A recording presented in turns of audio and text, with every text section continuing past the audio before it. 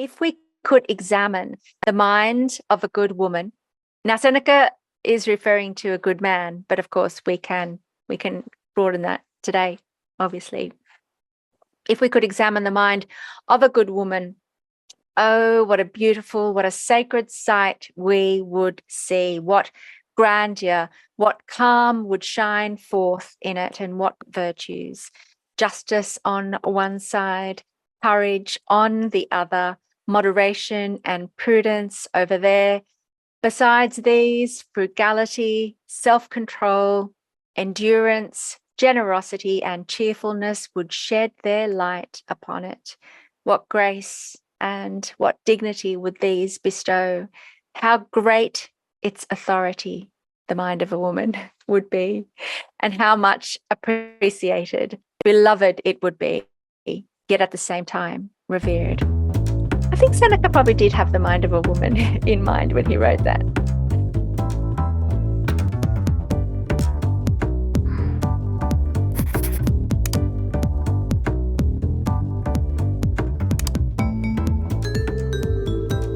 And welcome to the Stoic Salon Podcast, where we talk about life, love, work, play, the universe, and a bit of Stoicism.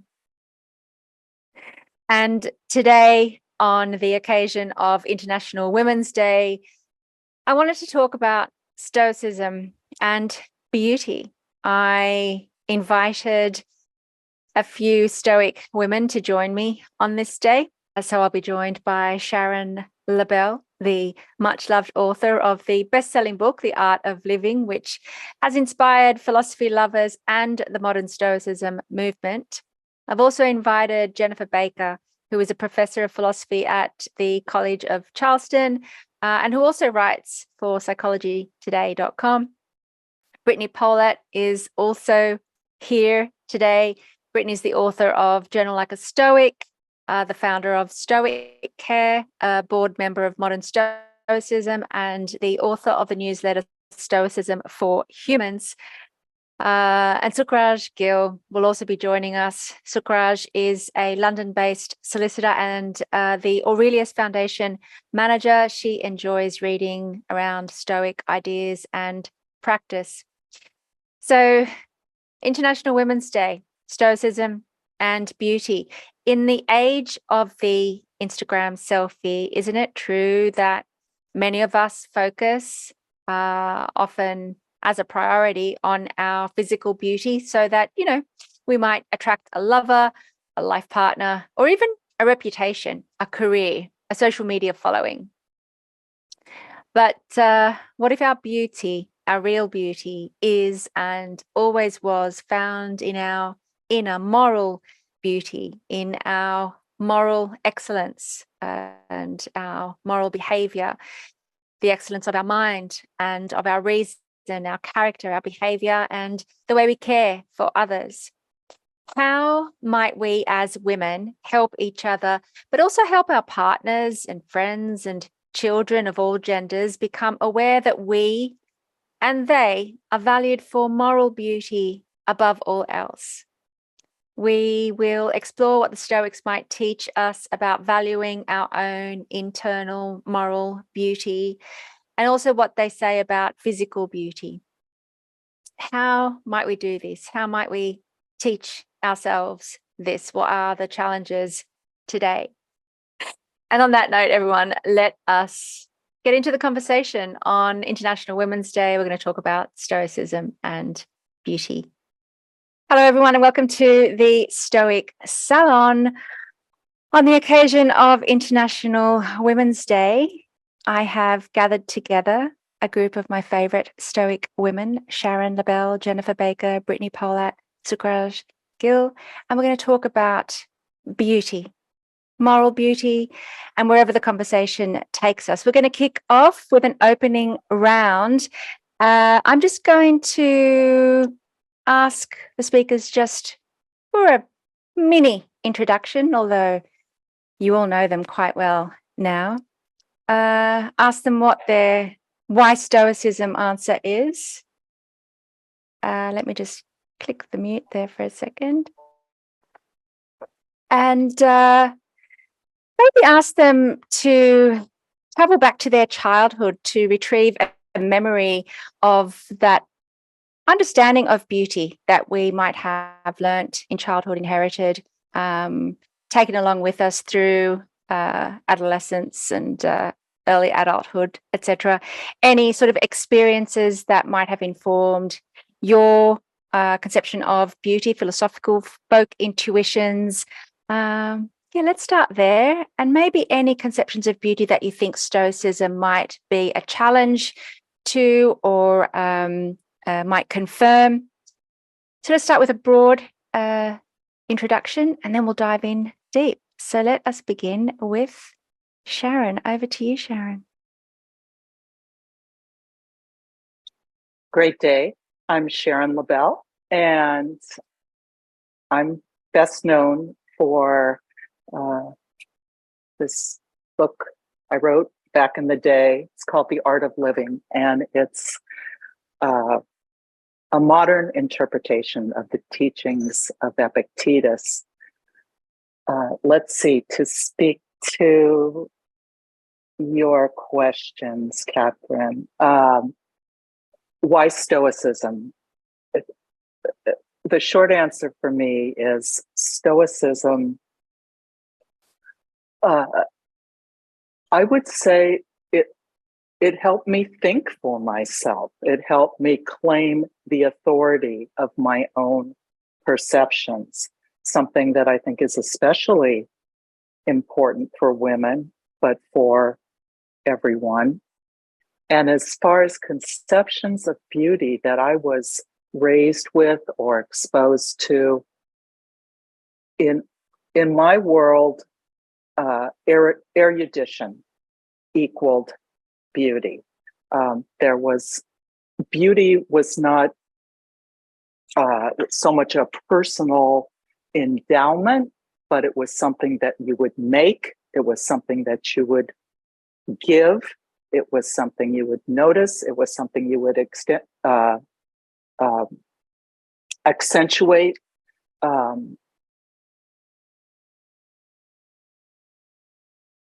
And I'll leave it at that. Over to the next person. Jennifer, do you want to pop in next? Oh, sure. I'm a professor of philosophy and I work on ethical theory.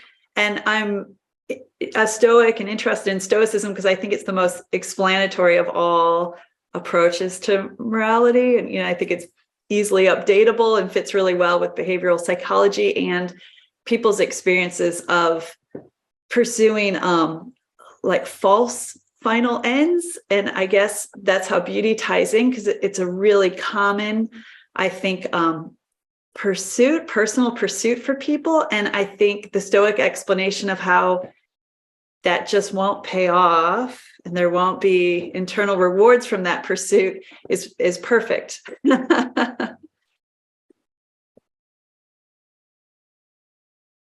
it at that.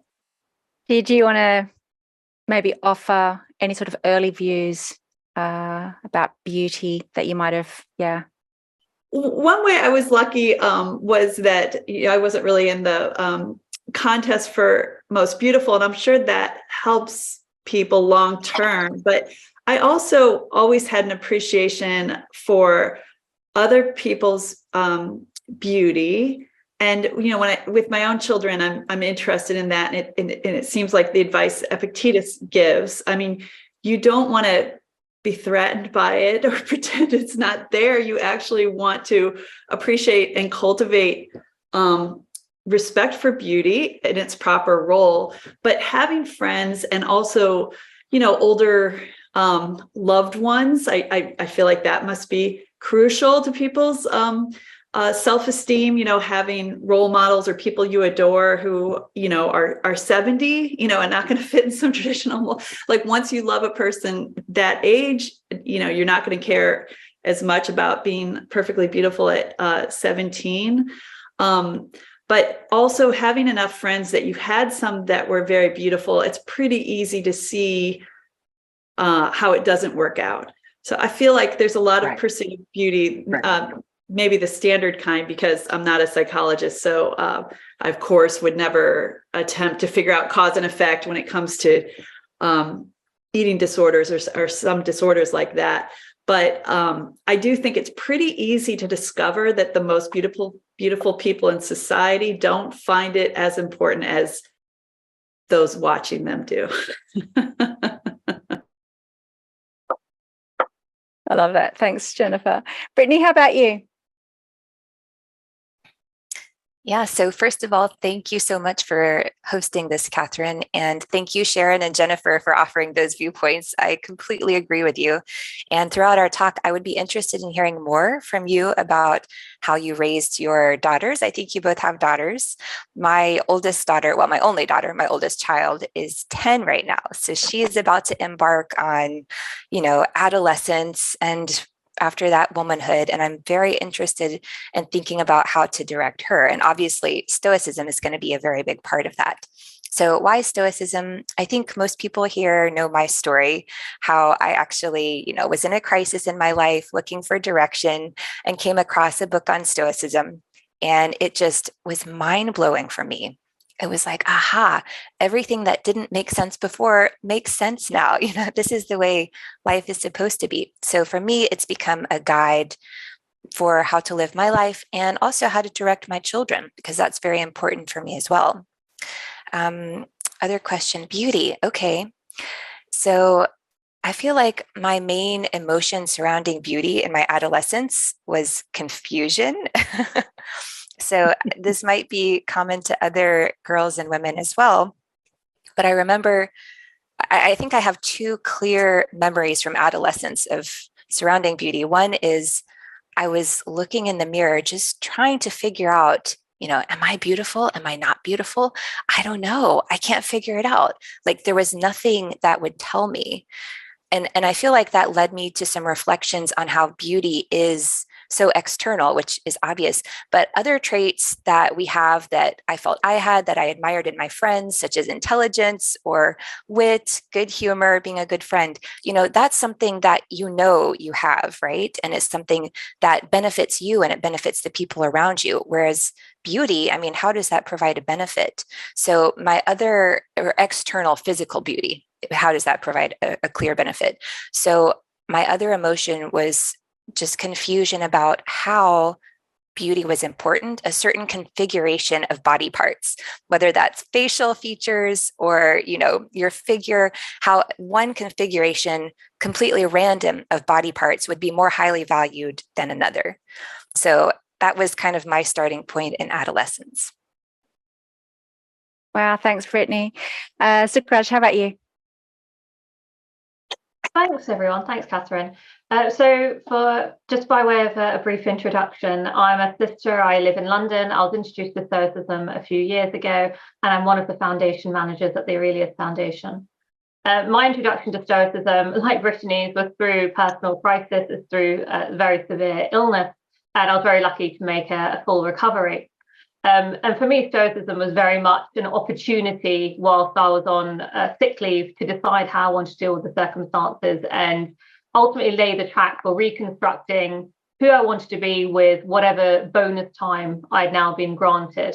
And the analogy I always use here is ultimately we are our own ship steering our way through life.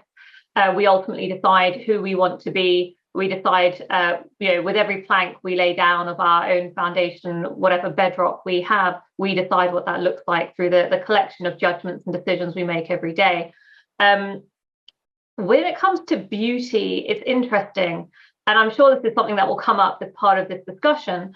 Certainly, it's something that I would like to raise. I think it's incredibly pertinent because when you're steering your own ship through life, you ultimately cross the path of many other ships. And physical beauty is something that gains a lot of attention. And certainly when we're looking at media of attention, when we look at social media, it is often physical beauty which gains the front page.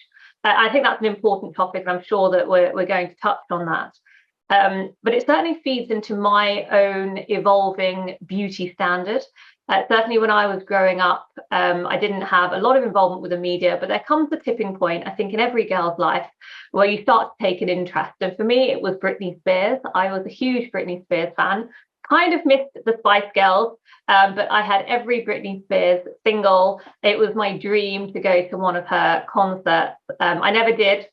I was even in Vegas a few years ago. I tried to get tickets. It was all sold out. But she was very my first step to deciding that that's what beauty was. The real question for teenage girls is really important as part of this discussion, because what is beauty? At that age, it's I think really we equate beauty to popularity. And it's only as I became older, I discovered more, different role models. Even in your mid-20s, you continue to discover role models. Often they might be, I think now, very well-respected politicians. They're often partners at my law firm, where I think they have an intelligence that transcends physical beauty that I respect so much more. Yes, these are very attractive women as well, but we value things very, very differently. And I would say, and correct me, I'm very open to anybody taking an opposing view, but I would say that our evolving standard of beauty is not just a personal one, it's the one that we've seen through the decades. Even if you look at old newspapers and magazines, from Marilyn Monroe now to Selena Gomez or Hailey Bieber, our standard of what we consider to be the apex of beauty has really changed as well. So it's not unusual that I would say that my experience has also reflected not only personal development in ascertaining what I think beauty is, but also the fact that the goalposts for physical beauty keep moving as well. Back to you, Kathryn. Thanks, Sukhraj. Always interesting to hear from you. As for me, I had a very reluctant engagement with the Stoics because I thought that there was no beauty in them. Epictetus wasn't much of a poet, etc. And so it was quite difficult for me to embrace the Stoics. But of course, reading them today, there's certainly a lot in terms of aesthetics, and we're probably going to touch on a couple of things today. As a child, overall, I remember that beauty was about, it had a very broad kind of understanding. Good manners, for example, helping others was part of being beautiful. Style, how you comported yourself, how posture, all of that sort of stuff was part of being a beautiful child. I did ballet when I was a kid, was a performer, and so it wasn't so much about physical beauty, being a performer or being on the stage, but rather about how well you performed, how well you acted. So there was hard work involved in becoming beautiful and preparing, getting makeup on for a lead role, etc. My mum used to say, the classic, no pain, no gain. She'd say it in Greek. I can't remember the Greek right now. But there was a point very early on in my career as a woman that I understood that there was going to be an issue with the body. I was really young, maybe about 3 or 4, in ballet class, and I was a Greek kid growing up in Australia, so well fed, so to speak. So I had like some chubby thighs in my little ballerina outfit, and I remember my ballet teacher just pointing that out, that I should probably be careful about how much I eat. And so I was about 3 or 4 at that point. And that was the first time that I felt shame. I was ashamed that my thighs, as the ballet teacher said, sort of would rub against each other on a hot day, because they were just that slightly little chubbiness on the inside of my thighs. So shame came early on with beauty, but overall, I was more of a reader. As an adult, I studied philosophy, etc. So it was very much the intellectual pursuits that I engaged in. And it really wasn't until I was maybe 27 where I started paying more attention to my external looks. And that was because I was in an English class. I was a teacher teaching English to migrants. And my work was really important because I was, teaching language which could really transform someone. So I was very much engaged in the work. But I had a class of about 12 men, and they were migrants to Australia, mechanics, And I think they were from the Middle East. And at one point, one of them looks up at me, and I'm the teacher in the class, and says, "You know what, Kathryn, if you just lost 2 kilos, you would be beautiful." And I don't know if that was like the turning point, but yeah, I think I was very much an intellectual, but that stung at that point. After that, I started reading Judith Butler, and my feminist education began. But anyway, that's me in a nutshell. Let's bring the Stoics in now. There is a quote which was on the landing page, everyone. You've probably seen it, but let me just read it. It's Epictetus in the Enchiridion 40. So I'll just read it. As soon as they reach the age of 14, women are called ladies or mistresses of the house. They've grown up and gained some power, and now they see that there's nothing more to gain except to become sexually attractive. So they set to work to beautify themselves and place all their hopes in that. It is worth and maybe, Brittany, this might bring in, your daughter's now 10, so maybe we can bring up that conversation again. Epictetus says it's worth our while then to make them aware, our girls of 14, that they're valued. And I believe this is relevant to both girls, boys, all our children. It is worth our while then to make them aware that they're valued for nothing other than attaining self-control and self-respect. So let's maybe look at our children, and also this concept of valuing virtue, moral beauty as well. I might hand this over to you, Brittany, because you might want to bring in and define moral beauty, and maybe pop back to your daughter and see where that takes us. Yeah, sure. Well, before I forget, I just wanted to mention one thing that I always tell my daughter, which is that external beauty is just the icing on the cake, but the cake itself is your character, being a good person, who you are. You can't have the icing without the cake, right? That would just be a muddled mess, although it would still taste pretty good. But the cake is the main thing. The cake is what supports the icing. So you can eat a delicious slice of cake, have a delicious character, and that's what really matters. And then beauty, it's an indifferent. If you have it, great. If you don't, no big deal, right? So that's that's just one way I've approached it. But yeah, so this idea of women being pleasing to men obviously goes back to time immemorial. And I think that particular Epictetus quote is a result of the absolutely horrible condition of women in the Greco-Roman world. I mean, they didn't have any rights. They were married off as teenagers and spent their lives basically doing what their husbands wanted, having children, this kind of thing. So they truly had a terrible burden in life. And we've come a long way since then, fortunately, but in some ways we're still laboring under this idea that we have to be pleasing to men or to each other, right? Sometimes it's competition between women as well.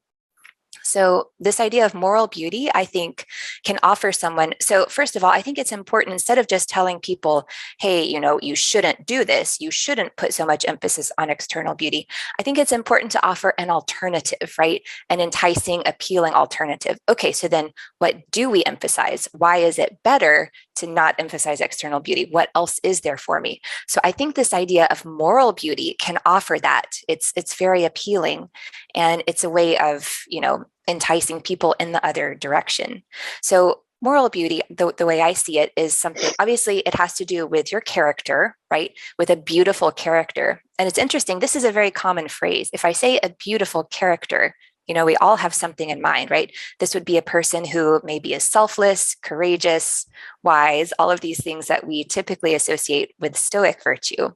And when we encounter someone with moral beauty, a lot of times it makes us want to be beautiful too, right? So we use the term elevation, moral elevation. When we see somebody doing a good deed for someone else or doing a heroic act, it inspires us. We say, oh, wow, this is what it means to really be a good person. This is what it's all about. So I think moral beauty inspires us to be morally beautiful ourselves. Whereas just constantly focusing on physical beauty makes us miserable. Then we're comparing ourselves and looking at the ways that we lack, oh, I can never be that beautiful. So moral beauty elevates, whereas a lot of times, not always, of course, but in a lot of cases, just looking at physical beauty kind of brings us down and makes us sad. I love that. Thanks, Brittany. And I'm just going to read one more quote, everyone, from Seneca. You actually brought this up, Brittany, in your notes. It's Seneca, Letters on Ethics. It's 115.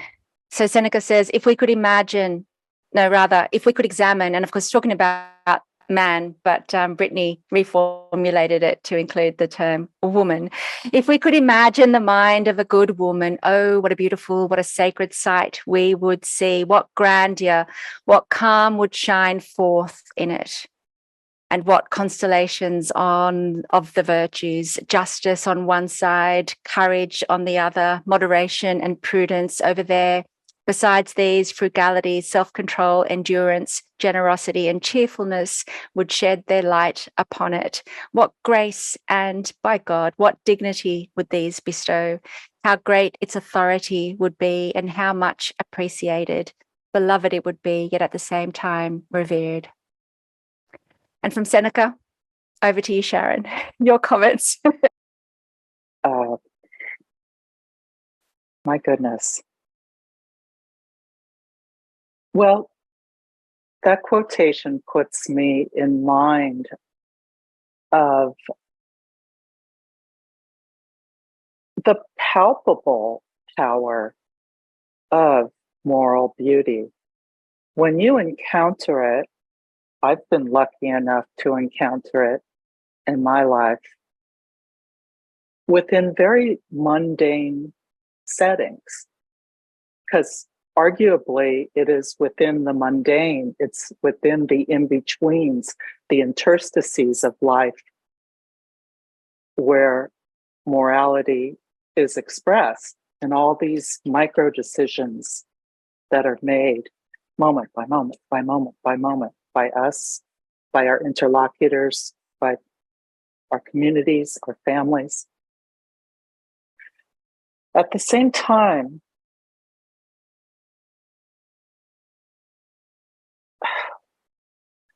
I'm thinking about physical beauty, and I'm thinking about, say, the Stoic canon, which is, of course, written by males who had their own experiences in the world, and from which we can extrapolate universal principles. Nevertheless, there is something missing in that canon. And one of the things that isn't talked about, I think, too much is the vulnerability that goes with beauty for females, not uniquely, but pervasively. And beauty is very, very complicated for females. Do I even have to say that? It's our currency, whether we asked it to be or not. It's the way we simply get noticed. The fact that it differentiates us perhaps from others. We get to exist because our beauty drew attention. That's a good thing. Well, it's just a thing. It just is. And we can also get hurt. I mean, I know I'm old now and I'm comfortable with my body, but I know when I was a pretty young thing, it wasn't all it was cracked up to be. It just wasn't. I mean, it was icky. There was just a lot of unwanted attention. There was violence. We have to say it. There was violence. There was aggression. So what do we do about beauty? I realize I'm saying a lot of things that might seem like non sequiturs. But I think the word beauty, it just has so much elasticity to it. And there's a whole lot of difference between the beauty of a poem and the beauty of an Instagram picture. And I think these distinctions are important. Enough said for now. Well, yes, trust you, Sharon, to bring everything in. That was great. Jennifer, do you want to pull something out of that and grab it and go with it? Thanks, Sharon. Yeah, I'm still thinking about it. Sharon's so good. But going back to the discussion of children with Brittany, if that's okay. I'm just thinking about my conscious plan. So please, someone feel free to check this. My kids are 16 and 14, but I have been kind of deliberate about it. And I've done the same thing I always did, which is compliment and admire other people's beauty without being jealous of it. And I think that's powerful for little kids, because I hear from students a lot, far too often, that things their parents said about how important it was for them to be beautiful, or, it's always more beautiful than the people around you. That's what I always think is so competitive. It's not supermodel, but it's like more beautiful than your peers, which is going to be alienating and not make people close with each other. But my students have gotten that impression from parents, and it still comes up in their mind or in, discussion about life. And I'm not sure it doesn't work. I think some of these young women have complied, so they have kept themselves beautiful because their parents have made it clear, or their moms, maybe mostly, maybe not, but it works, so if you make a child think that their value is partly how beautiful they are, a source of pride they are to you because of their beauty, I think that does get taken in. So I've made sure to act like it's an indifferent, which is pretty easy and natural to do. Like, oh my gosh, she's so beautiful, move on. Like there's no connection between someone else's beauty and anything I want for my kids. But on the other hand, I think the Stoics point out you have to cultivate an ability to see beauty. And you see so many cruel, miserable people online judging others' beauties. Big thought leaders and stuff. And I always think they've really failed. And my example of moral beauty is I see it most often in medical settings. So if you don't find all humans beautiful on a floor, on a medical floor, there's something wrong with you. Like, humans are beautiful, it's right there to see. So I have tried to do those two levels, call my girls and boy beautiful every second. And then at the same time, try and ensure they have no interest in beating what should be their friends in some awful, empty contest. Thanks, Jennifer. That's really interesting, actually. Sukhraj, do you want to follow that thread or jump in wherever you like? Yeah, absolutely. I think, I don't have children personally, but when I think of myself growing up, when I think of my younger cousins and so on, I completely agree with you, Jennifer. I know it's everyone's personal opinion. Everyone has a different approach, but I know growing up, my parents didn't place any value on physical beauty. Makeup wasn't a thing. I wasn't allowed to wear makeup at school anyway, because we'd always get pulled up on nail varnish, jewelry, or anything at all. We've got quite a strict uniform code, but it wasn't encouraged at home either. Physical beauty wasn't seen as any kind of currency in our household. And it was only really after being exposed to mainstream media that I started to become more aware that beauty, to Sharon's point, is something of a currency, and there's attention for it, whether or not you want it. And certainly those who are considered to be more conventionally beautiful can get the oxygen of a lot more attention for that purpose. Which brings me on to what I think is a really important practical point around praise. And I think my chosen quote that you may have seen, Kathryn, was from Marcus Aurelius. And it's an emerald, even if it is not praised. It's a simple one, but it's one that I have tried to form as one of the foundations of my personalship. Because the word praise, immediately you're relying on an external source, right? A lot of the time we say we praise ourselves, often we don't. Normally when we're talking about praise in colloquial terms, we're relying on someone else to praise us. And I would say from a Stoic perspective, you're effectively outsourcing your judgment to someone else if you're then chasing praise, right? And that comes down to assessing and looking at your own definition of whether that's inner beauty, to Brittany's point about moral elevation, or what we consider to be physical beauty, to Jennifer's point about what we might see in the media or when we're looking at other people. And so I would say what the Stoics or what Marcus Aurelius might tell us is that praise shouldn't be the driver. We need to recognize when we're looking at our own character, we're defining our own judgments, how we see ourselves, how we want to exercise our morality and effectively construct our own moral compass. And the same goes for assessing what we believe physical beauty to be, for multiple reasons. And I think, like I said in the opening, physical beauty, the goalposts keep moving. You're chasing what is a moving goal constantly.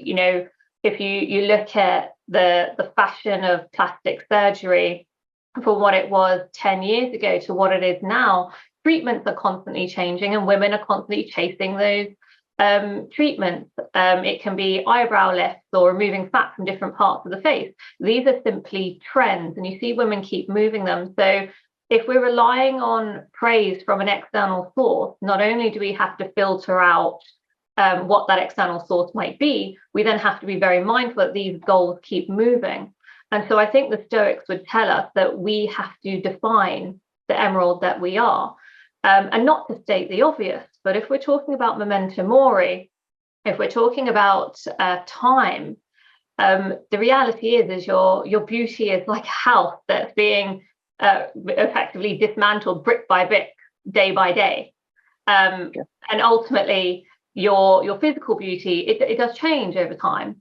I can't remember who mentioned it, but you're not 17 forever, you're not 25 forever. And I always think it's quite interesting because there's so much weight that's placed on physical beauty. And I am currently on the dating apps and I hate photographs, and that's not really working out for me. But you're effectively trying to not chase attention, but you're effectively attracting attention for physical attributes. But actually, when you look at your lifeline, your physical beauty currency is depreciating constantly. But what is constantly actually appreciating in value is your moral character, your moral conduct, the robustness of your moral compass.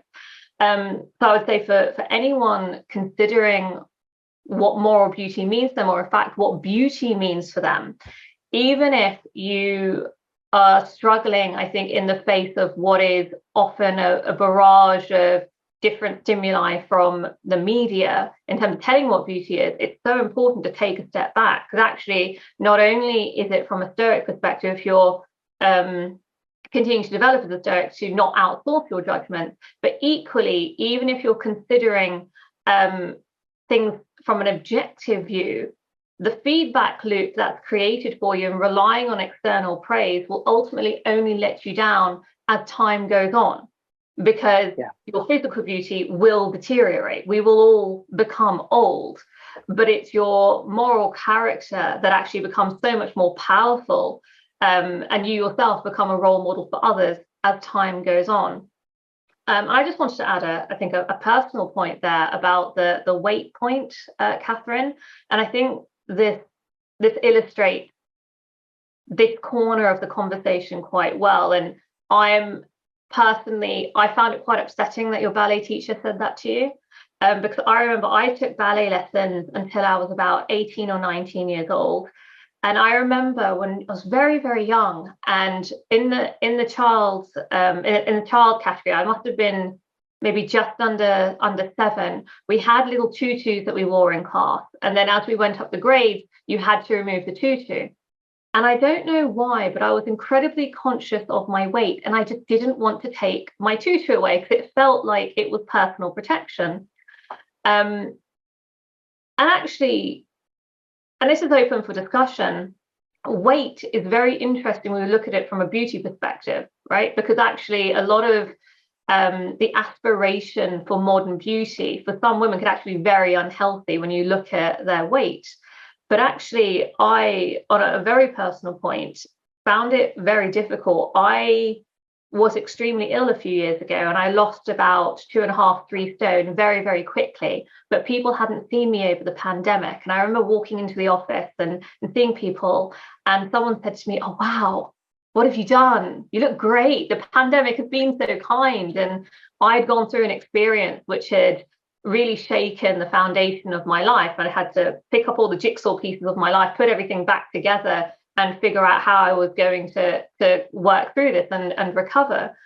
And I think that redefined, or I think reinforced, that it's so important to decide how you see beauty, because other people's perception of when you do and don't look well, or when you do or don't look attractive or look good, should really not factor in any way into how you see yourself, the person that you look at in the mirror, because effectively that's a loop that you're never going to win. And when I think of that quote from Marcus Aurelius, I think he's really trying to tell us, stand fast to your own convictions of your character and how you feel about yourself, because praise may ultimately drive you in the wrong direction.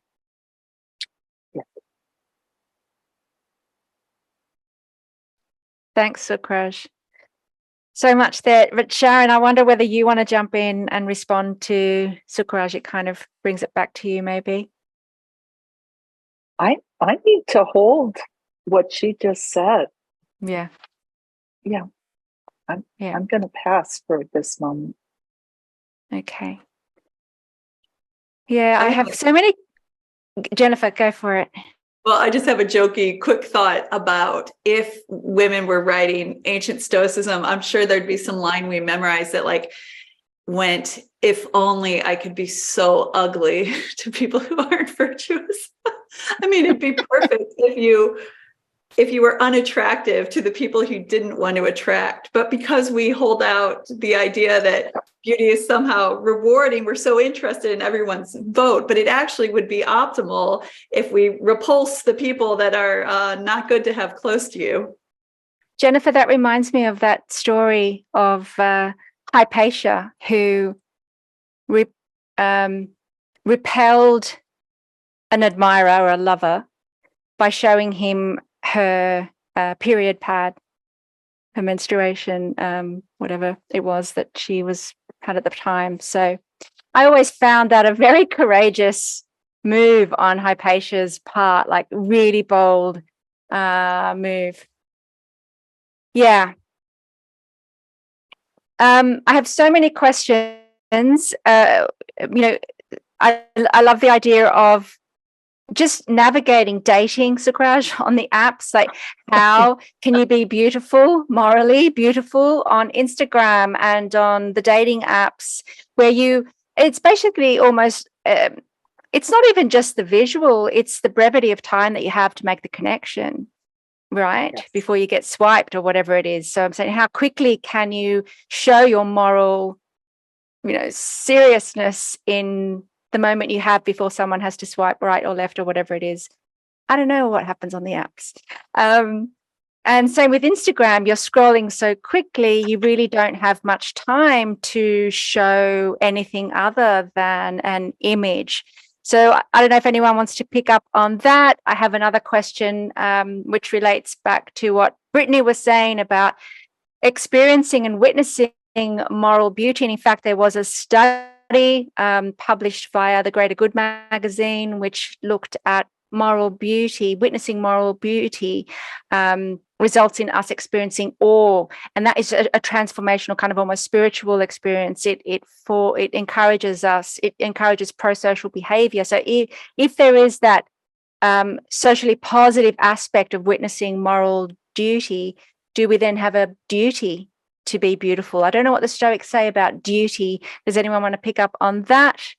And then I also want to talk about aging women and aging beauty. But opening the floor, whoever wants to jump in, there's Sukhraj. I can certainly comment on the dating apps. I don't know if anyone else wants to. I think if I'm going to comment, this is purely from a personal perspective. Everyone that I speak to who's been on dating apps for a while tends to find that actually it's all an illusion. We have this illusion of abundance when it comes to dating apps, and it's exactly that. You see a lot of photos, you're making snap judgments based on the photos that you're seeing. You may or may not scroll down to read someone's profile. But what's so interesting about that takeaway and this sense of online exhaustion, or when people have in their tag when they're on well-known dating apps, I'm on here in order to get off here, right? Or they're really aiming to not be on the app for very long, is that sense that ultimately inner beauty trounces physical beauty. Because they'll be on there for a while and it doesn't feel like there's any real substance, there's no real connection. And I would say colloquially speaking, and it'd be interesting to hear other people's thoughts on this, but what that really feels like to me is that beyond physical beauty, to Brittany's wonderful analogy, is everyone wants the substance of the cake inside. The icing is simply not enough. And ultimately, as you walk through life, it's not the physical beauty that counts. And I think that everyone's personal experience would continue to compound that. Thanks for that insight, Sukhraj. Jennifer, were you about to hop on?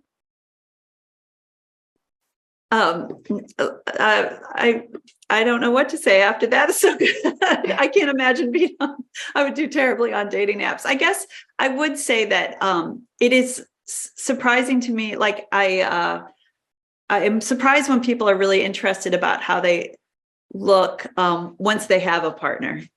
That's always interesting to me. I mean, if relationships are satisfying, you'd think you'd be done with attracting. And so maybe I'm misunderstanding some of it. And I feel like Stoics really approve of someone feeling cute because they have on new earrings. The description from Epictetus on how we should admire pretty rhetoric, you can still admire the little things, that doesn't go too deep. I think lots of people have Stoic kind of strategies, even though they might not have ever heard of Stoicism.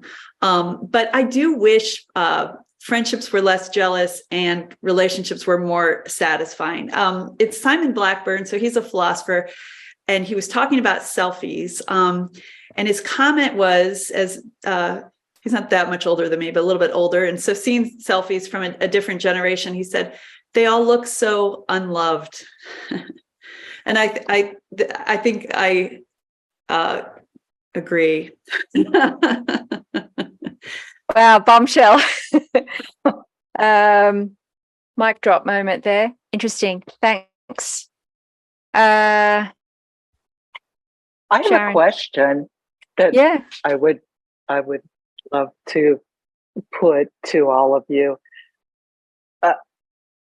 We all know that across the history of Western philosophy, starting with Aristotle, the good, the beautiful, and the true are so often talked about in the same breath, or even sometimes equated. Thoughts?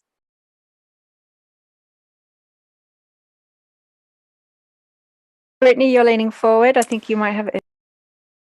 Yeah, so that's an excellent point. I would say he's talking more about moral beauty rather than external physical beauty, right? So again, that brings us back to the idea of beauty in our characters or beauty in the world around us.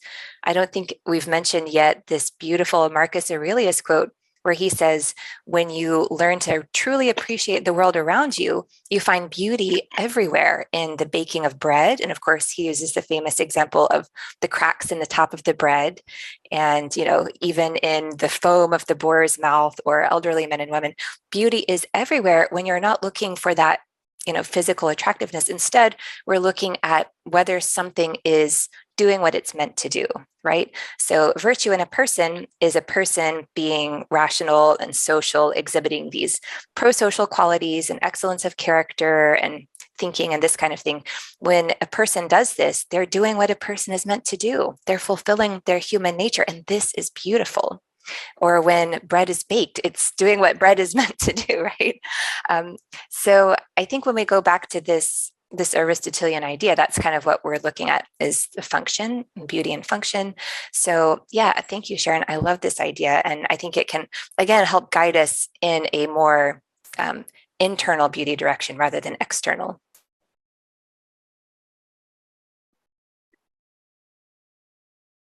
I have a funny anecdote. So a friend of mine is very physically beautiful in an objective way. And I was teasing her about worrying about it as she got older, as she was aging. She maintains it. I mean, people are successful, so she puts in the effort and does maintain it. But I was like, why do you care so much about it? And she gave me a list of things people do for her because she's so beautiful.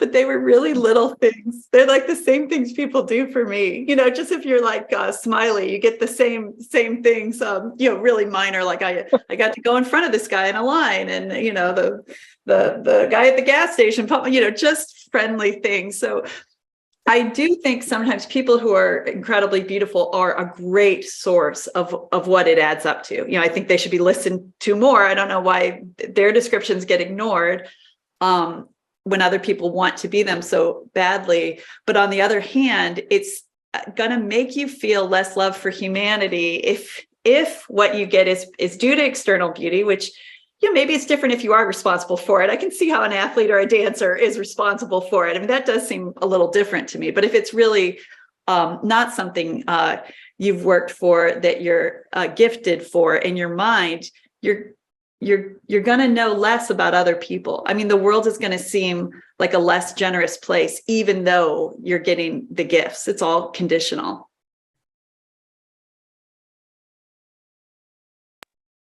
Sharon, did we answer your question? Oh, Brittany's going to add something. Oh, I actually didn't want to add something. I wanted to pose a question of my own about social media, because I know we've talked about that, and we don't have too much longer. So I wanted to ask, kind of like Sukhraj's point about the dating apps, but social media is such a pervasive influence for everyone, especially women. And we're aware of research that shows the detrimental mental health effects on women, particularly young women, adolescents, and even, girls as young as 10. So I wondered if we could talk for a minute about social media, Instagram, TikTok, this kind of thing. Even if we in the family are, make a concerted effort to approach beauty in the right way, our girls, our boys, everybody is getting these influences all around them. So what can we do to kind of counter this and keep everyone mentally healthy? I think I'd like to add a really small comment there. I completely agree, Brittany. I think that children, when I think of when I was growing up, social media, we had Facebook, like Facebook was finding its feet, we had High Five, and now really children are living in a world where 24/7, they're surrounded by social media.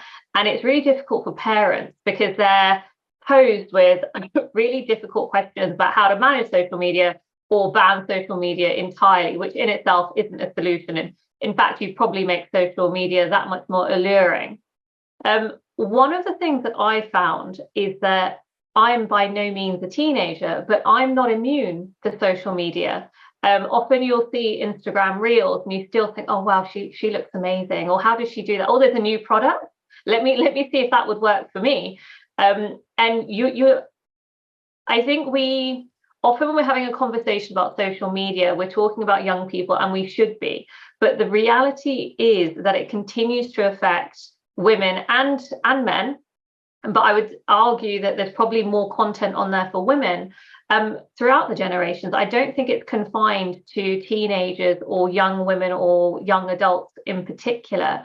And I'm not sure if anyone follows filters or anything like that on Instagram. But one of the most valuable lessons that I've showed one of my younger cousins was the before and afters with and without Instagram filters, to really start to poke holes in what they think is the reality of online life, simply so they can take away to understand that a lot of this, it isn't real. It's very much an illusion, a construct of somebody's online reality. I do think that as social media becomes more sophisticated, we as users, as parents, as mentors, are becoming more aware of how to manage that conversation rather than try to live in a world without it entirely. That does seem like a very Stoic approach, the before and after the filter. It's almost time, everyone. I thought we might do a closing round. A couple of choices. You can just add a comment about anything that you haven't said that you really want to say, or maybe a comment just to close, placing beauty within the Stoic cosmos. So impermanence, memento mori, you mentioned, Sukhraj. Beauty as this corrupting, transient, changing reality. We're aging. Any comments on the impermanence of beauty, or any other comment as we do a closing round? Sharon, over to you. Well, I can say that aging is freedom. It's speaking as someone who's raised up 6 kids, I've got 6 grandchildren. I've never felt so beautiful, so funny, so at home in the world. I wish that for everyone.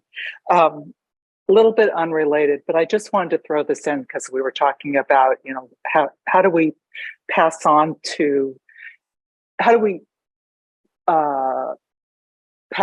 children, but also remember ourselves not to be so rubbernecked by and influenced by social media. I remember when my kids were growing up, and this was before the ubiquity of social media, but I don't even know where it came from, but there was a kind of phrase in our household, which is seeming isn't being. And so when my kids would talk about something that overly emphasized how someone seemed, I would say, well, do they seem that way or are they that way? And I think it was an important distinction, of course, vis-a-vis beauty as an ideal, but also as a kind of bulwark against what you might call the culture of self-representation or self-curation, because that's really what we're battling now, is this kind of packaging of the self. And it's scary because we have to remember how to just be our clumsy and perfect selves, because that's who people love, and that's the place from which we love. Okay, anyway, enough said. A joy to talk to all of you. I love that packaging of ourselves, Sharon. Beautiful. Thank you. Jennifer, over to you. I'll be quick. I really learned so much. I wish I were taking notes, actually. I guess I would just say, as kind of a naturalistic Stoic, that nothing compares to the feeling of being loved. And I'm actually going to go with this kind of ancient Stoic take, loved by friends. Not just romantically. We all know what that's like. We know what it's like to be children who love a parent and vice versa. But I think there's something special about being loved by a friend. And my most intense moments of beauty have been those moments where your eyes connect. And so many of these other pursuits get in the way of that connection. So I feel like once people have that, they won't go back. Wow, that was quite moving, actually. That was beautiful. Thanks, Jennifer. Brittany, how about you? Yes, thank you so much to everyone here. I've learned a lot too. I just wanted to close with a final thought about maybe cultivating moral beauty. And I was thinking about when Marcus Aurelius says, look for the virtues in the people around you. So I think not only trying to cultivate moral beauty in ourselves, but also looking for it in other people. It inspires us whenever we take time to remember to intentionally find moral beauty in others. So Marcus recommends, looking for a particular virtue in everyone, particularly your close friends. What is it about this friend that I love? What's that spark in them? So I think the more we can take time to do this, following Jennifer's point of building close relationships, I think the better we'll be and the more morally beautiful. Thanks, Brittany. Oh, I love that too. Sukhraj. Thanks. I don't know how to follow all of that. I think there's all great takeaways. I think just to add, mine would be to maintain a sense of constancy to yourself. When you reach your own definition of beauty, to continue to maintain a sense of constancy to your inner beauty, and to understand what physical beauty means to you as well, and avoid being buffeted by the winds of impression as you walk through life. Because, like we know as developing Stoics, you never step in the same river twice, and beauty, your definitions and your external life keeps on changing. So if we remain constant to ourselves, we remain constant to our own moral compass as well. Thank you, Sharon, Jennifer, Brittany, Sukhraj, and everyone in the room today. It's been really lovely having this conversation and sharing it with you all. Wishing you all a very morally beautiful International Women's Day and a very morally beautiful year. Yours in moral beauty. See you again very, very soon. Bye all.